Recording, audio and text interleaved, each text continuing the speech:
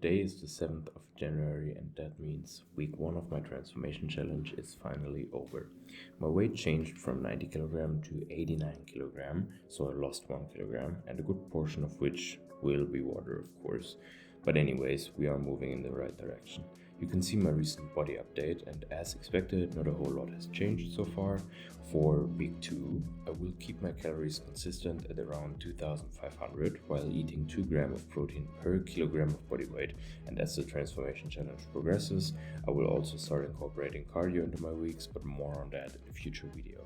Here you can see a summary of this week's calories and macros. You might be wondering what to do if your weight stayed the same, or even worse, you somehow managed to gain weight. If you didn't lose any weight, you probably estimated your daily caloric intake too high and need to lower it for the next week accordingly.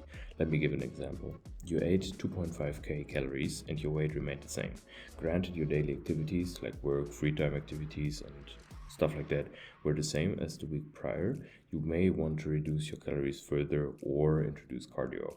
In any way, you should then aim for 2200 calories instead of 2500.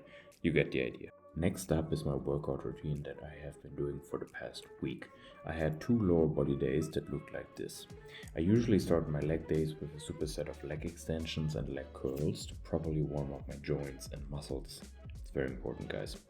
Afterwards, I do the leg press machine for 3 sets of 12 reps, going slow on the negative and stretching as deep as possible. The stretch is the most muscle building part of any lift, and just too many people cut short their range of motion and therefore their gains, so don't do it. To finish things off for legs, I do walking lunges for 2 sets of 8 reps on each leg, and to put more emphasis on the stretched position again, I do lengthened partials on every rep. My 2 upper body days, on the other hand, look like this. I start with a superset of cable flies and chest supported single arm lat pull downs, that's a mouthful, as I just feel my chest and back better after isolating them first, basically, before I go into more traditional compound lifts. After that, I do another superset of incline dumbbell bench press and single arm dumbbell rows using the same bench just for convenience. I do those for 3 sets of 8 reps each, and as you can see, I do a lot of so-called antagonistic supersets. This basically means that I train opposing muscle groups in a superset together, mainly to save time. I try to keep those workouts in like a timely manner of 45 to 60 minutes, and basically one muscle rests while the other one is being trained. If you have a little bit more time to spare, it's worth hitting each exercise individually, since your performance will be somewhat limited by systemic fatigue if you do the exercises back to back. To finish my upper body day, I do another superset of easy bar curls and tricep overhead extensions.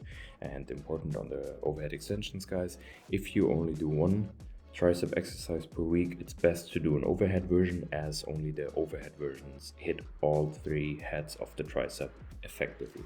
Alright guys, this concludes the first week of my transformation challenge. See you guys in the next week.